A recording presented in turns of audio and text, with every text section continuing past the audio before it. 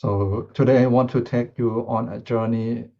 Is a journey across the world to the island of Sri Lanka, back to the time, to an era when one of the world's oldest and most profound spiritual traditions, Buddhism, was on the very brink of extinction.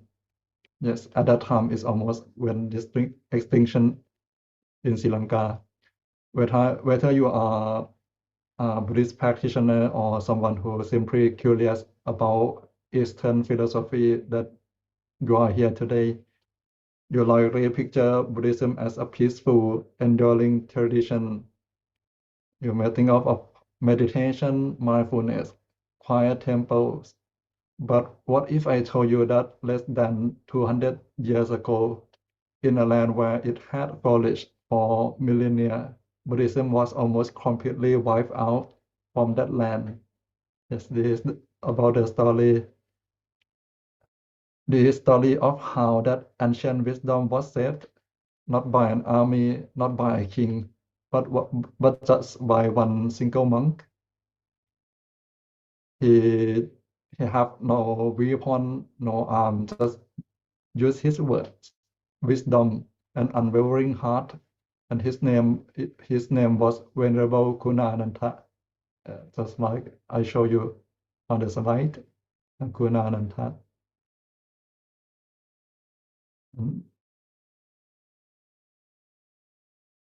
To truly appreciate the magnitude of this story, we must first understand the world into where since when he was born, since before he was born, actually, for over 400 years, from early 16th century until the mid 20th century, the island of Sri Lanka, that time known as Ceylon, Ceylon, the island of Ceylon. The island of Ceylon was under the thumb of European colonial powers. First came the Portuguese, then Dutch, and finally the British, where I'm living now in the UK. These colonial powers did not just seek to control the land and its resources, they sought to control the minds and so the belief of the people there as well. For centuries, the native religion, Buddhism, was heavily suppressed. The state actively sponsored the construction of foreigner churches while abandoning ancient Buddhist temples. State missionaries were given free land to publish relentless attacks on Buddhist philosophy. Sorry that I mentioned another religion, but this is what recorded in history. Imagine living in a town where gathering for your traditional religious ceremony was strictly outlawed. Yes, that time Buddhist ceremony was framed as something outlawed. Imagine a society where the most sacred day of the year Vesak. If you have joined some temple in your area, they usually celebrate Vesak Day every year, the day commemorating the birth, enlightenment, and passing of the Buddha was stripped of its public holiday status. Buddhists were marginalized, their monks were publicly mocked in the streets, and a profound sense of hopelessness blanketed the island. The situation was so dire by 1850. A prominent writer of the era, James Day Alvis, confidently predicted that Buddhism would completely vanish from Sri Lanka before dawn of the 20th century. It seemed like the wisdom of the Buddha, his teaching, was about to extinguish there forever. Yeah, but it will be changed. That's why I'm talking today about this person, Gunānanda. The history is shaped by something we cannot expect. On the 9th of February 1823, in a small Sinhalese family, a boy was born. And because the island was under British rule at that time, he was given the Western name Michael. So at that time, his name was Michael. And young Michael was exceptional from the start.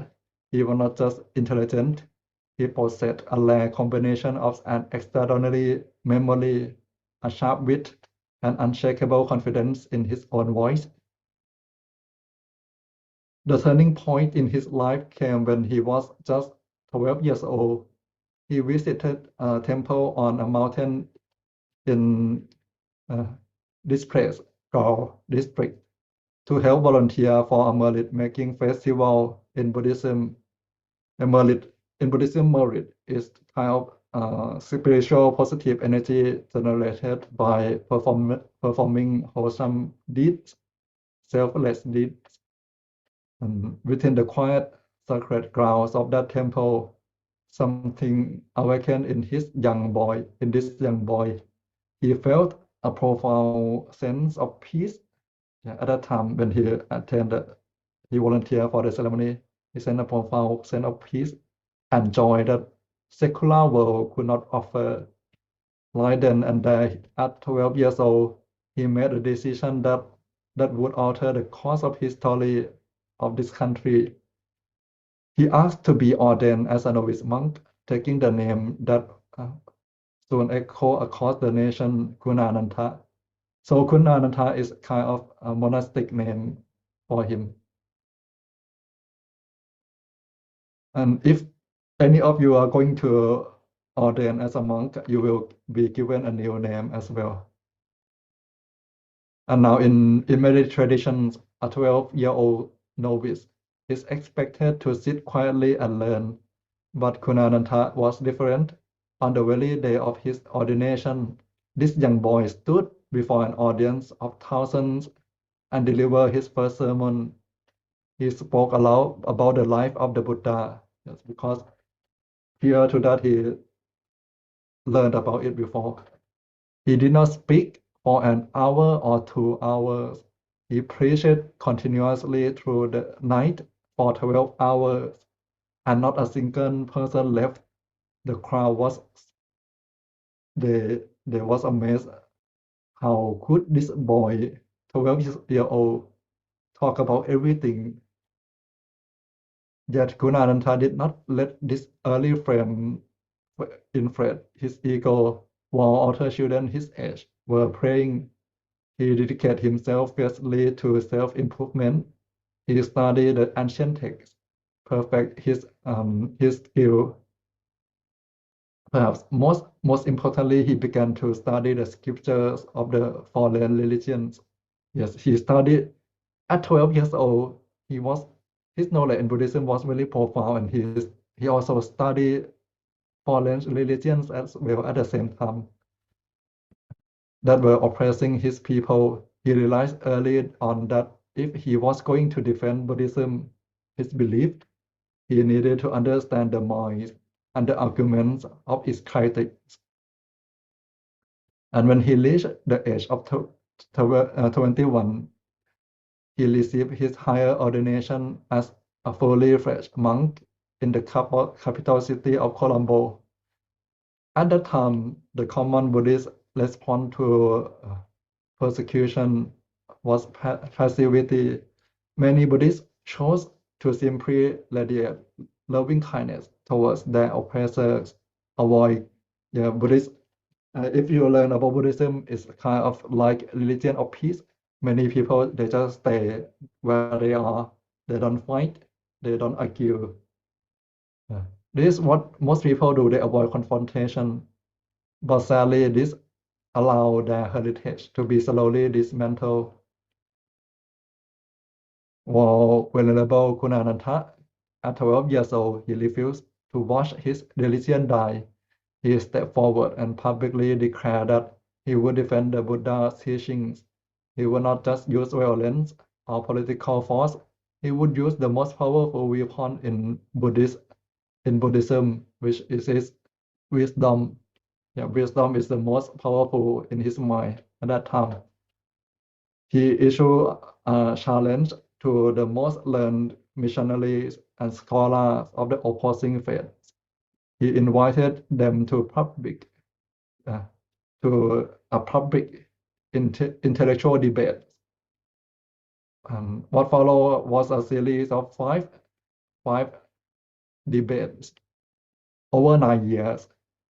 Those are events that would awaken a sleeping nation and change the global landscape of Buddhism forever. Imagine the scene in mid 19th century. Its tension, the colonial power had all wealth, the printing presses, and the backing of the law. The Buddhist has just a 21 years old monk named Gunānanda. When Venerable Gunānanda challenged the foremost scholars of opposing faith, he did not want a chaotic shouting match. He wanted a religious intellectual crucible. Yes. So before the most crucial encounters, strict rules of engagement were drawn up. Think of it as a 19th century intellectual heavyweight, kind of like a championship, because there were many matches at that time. The rules were to clear and uncompromising. First, all debates had to be conducted verbally in front of a live public audience. No hiding behind anything, no reading from pre-written script, so no text in front of them at all. Second, both sides had to submit their core arguments in advance and sign them. Yes, sign them like this and evidence. This was to prevent anyone from moving their goal or their to kind of to shift their doctrines when they corner. And third, every single claim had to be backed by verifiable scriptural evidence. No baseless accusation, no empty, no just word. They have to have some evidence from their religion. And the debate began over the course of 9 years. There were five major debates. The first took place in February 1865 for the oppressed Buddhists who attended it. It was a kind of revelation, sorry. And for the first time in generations, they saw their ancient faith defend with unshakable logic and profound grace. A spark of hope was ignited at that time. People start to have hope to protect their religion, to show that they are Buddhist. And by the second debate in August 1865, the crowd was swelled. A massive spiritual awakening was rippling through the island. People were hungry more for the teaching, for the Dharma.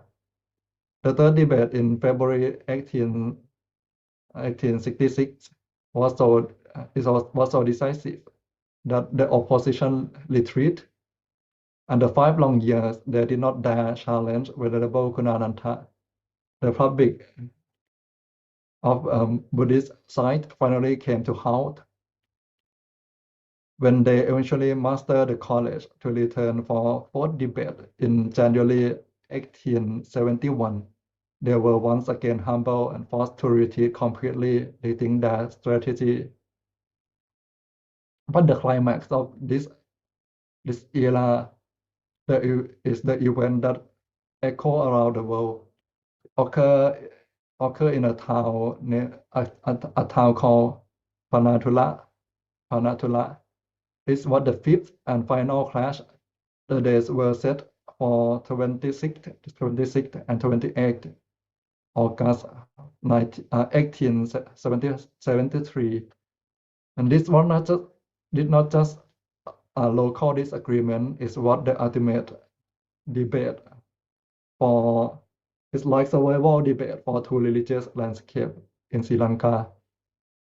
The debate was split over 2 days, divided into 4 intense sessions. Each side was given 1 hour per round to speak. Venerable Gunānanda stood before an ocean of people. His opponents brought forward their most complex philosophical attack. challenging the very core of Buddhist doctrine. But Venerable Gunānanda, who has spent his youth mastering both his own scriptures and opposition, dismantled the argument piece by piece. He did not do this with anger or malice. He did it with his calm and penetrating wisdom that is the hallmark of the Buddhist path. He debated with a mind full of compassion, treating his opponents in the world with his text. The first major attack, I would like to share some of you with some part of the debate. First major attack focused on one of the most famous past life stories of the Buddha, the king of Vesanthala. So if you study the story of the Buddha, you might have heard the story of his past life. And this was life in this story, the king in his quest, he was in his quest to perfect the virtue of generosity. He gave away everything he owned, including his beloved wife and his two young children, to a person who asked. Basically, in that lifetime, actually, it's kind of similar to some famous story. He announced that he would give anyone anything if he has it, he will give it.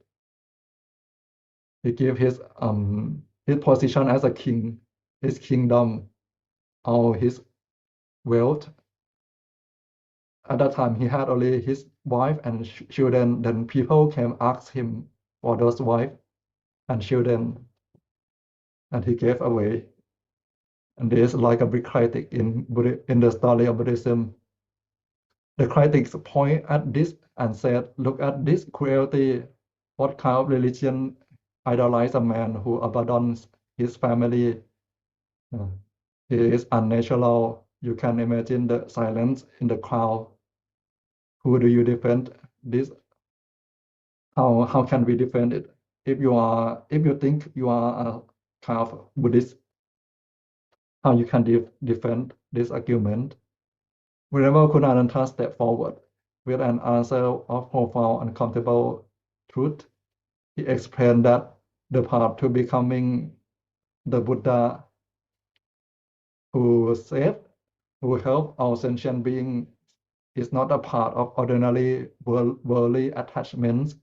To achieve the ultimate awakening, one must completely leave the deepest, most primal roots of greed and possessiveness.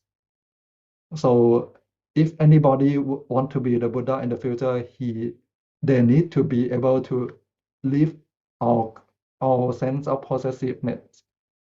It's like nothing in his mind anymore, nothing physically and mentally. If a Buddha to be cannot surrender what he holds most dear, he cannot shatter the illusion of ego, he cannot conquer greed. But Gunānanda didn't stop there. He asked the audience to look at the ultimate outcome in the grand tapestry of reincarnation. This was a share voluntarily sacrifice for the highest good in their final lifetimes, because this immense karmic merit that wife and those children were reborn alongside the Buddha, and all of them achieved liberation, or another word, nirvana.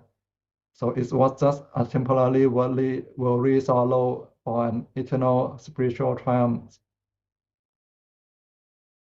And next, the critic attacked the concept of the Buddha omniscience.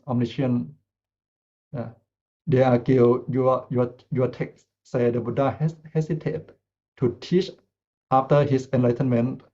If you ever read the story of the Buddha, after attainment of enlightenment, he contemplated on his teaching, how he attained enlightenment. He found it, this is too difficult for people on this planet. So it might be too difficult for them to understand, to follow. He hesitated to teach him. He thought that it might be better to keep it with himself. Then the story continued that there was some kind of heavenly being who invite the Buddha that who remind the Buddha that he has accumulated perfection through many lifetimes until today. So he had enough. He had enough wisdom to teach people. So they attack that why the Buddha who Buddhist people claim that he know everything, he can understand, he he he have kind of divine eye to see through everything, to understand anything, and why he didn't know his former teacher had died until the gods told him, until the heavenly being told him, or how he couldn't know that he could teach other people. Then Gunānanda, he defends the Western assumption of omniscience. In Buddhism, the Buddha's omniscience is not it's not chaotic, it's not constant, or it's not like he know all information in the universe all the time. Gunānanda used a simple analogy. It is like having a perfect eyesight. Just because you have perfectly functioning eyes, it doesn't mean that you see everything in the world simultaneously. You only see what you choose to see. You only see what you look at. So the Buddha possessed the absolute capacity to know anything, but this knowledge was directed by his conscious uh, volition. When he chose to look, the universe was entirely transparent to him. And this is the answer. And continue to the third attack. The opposition then mocked the core of the Buddhist practice, taking refuge in the triple gems. If you learn about Buddhism, you may ever heard the word triple gems, including the Buddha, the Dharma, or his teaching, and the Sangha, the perfect followers. They ridicule the Buddhists for worshipping a dead man, relying on Dharma is kind of mere paper or books, and bowing to flower monk. Gunānanda explained that Dharma is not just paper and ink. These books are just like map. The true Dharma is the living, breathing experience of truth attained through meditation, and the Sangha, or the followers that Buddhists truly take refuge, is not the institution of formation, but the perfect disciples. In Buddhism, we call Ariya Sangha, those including, if you ever heard the word Arahant, or Sotapanna, those kind who already attain enlightenment, basically. So the lineage of enlightened beings who have purified their mind, those are what Buddhist people consider Sangha, that they take as their refuge. And furthermore, they mock the Buddha passing, claim that he died a destitute man from food poisoning after eating a meal of tender pork, lacking any divine majesty. So if you learn about Buddhist history, before his passing, he ate some kind of food, and he had food poisoning, and he passed away not long afterward. But if in Buddhist story, we all know that he talked about his passing since before that meal. So Gunānanda remained entirely composed. He smiled, looking at his opponents almost as gentle elders look at a confused child. He clarified that the Buddha did not die merely because of a meal. 3 months in advance, he had perfectly orchestrated the exact day and place of his passing. He thought up to his very last hour, accepting his final disciple, and consciously meditating his way through the highest spiritual absorptions before passing to what we call nirvana.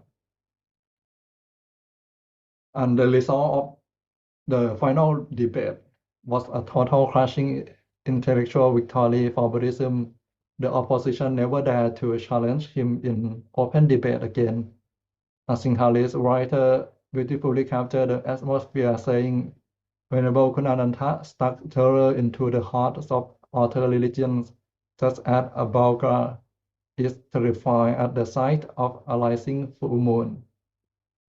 So now it's like the light of the Dharma had illuminated the darkness in Sri Lanka.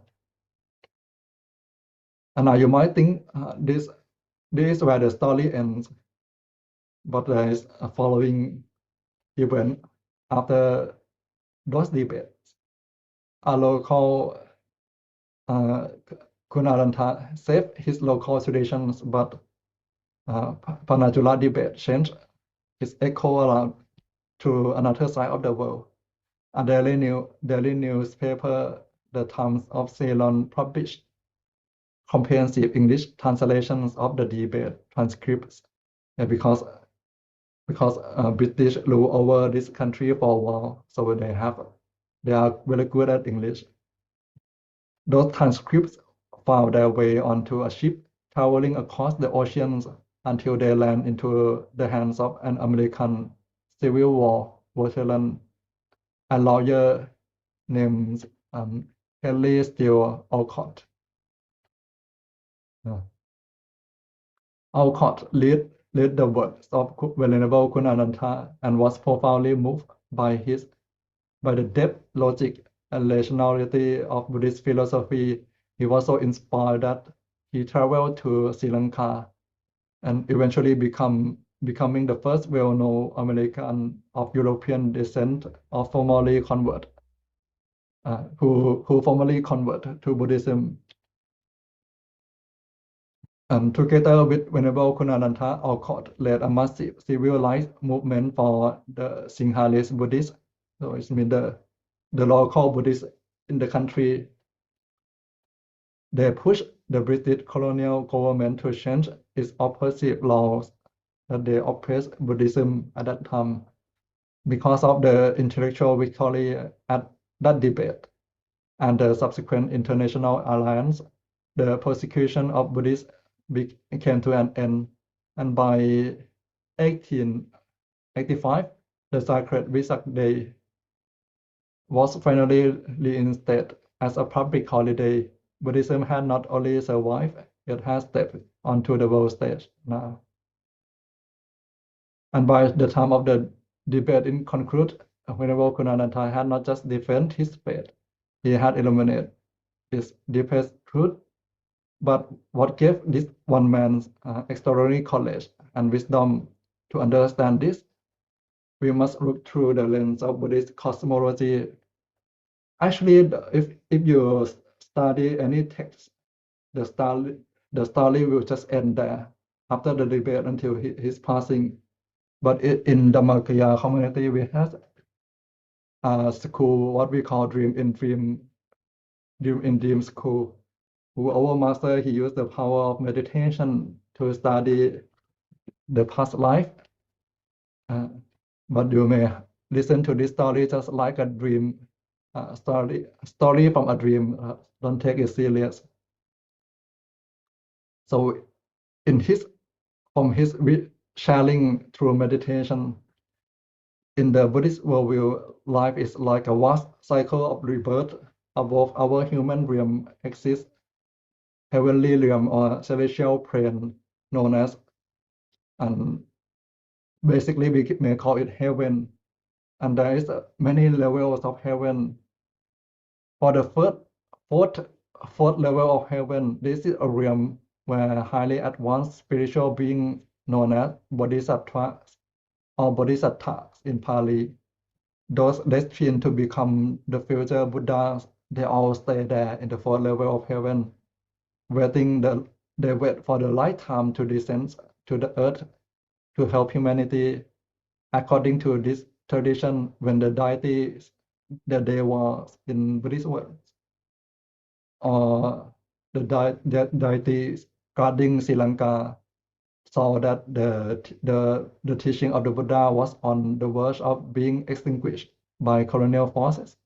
They sent this test call to that fourth level of heaven to Sita. They needed a volunteer to plunge into the darkness of human realm and save the teachings. And at that time, there was one bodhisattva possessing immense wisdom. And bodhisattva, again, it means a person who is in a Buddhahood, who could be one Buddha in the future, one bodhisattva. He possessed immense wisdom and a resolute heart. He answered the call. He made a vow, descend from that realm, and was born as a young boy named Michael on the night of February 1823. Venerable Gunānanda was not just a clever debater. From a spiritual perspective, he was a warrior of light and target mission of compassion. He risked his health, his freedom, and his life, he didn't fight with sword, any arms, but with his power of truth. He passed away on the 21st of September 1890 at the age of 67. His physical life ended there, but the light of his reignite continues to burn across the globe until today.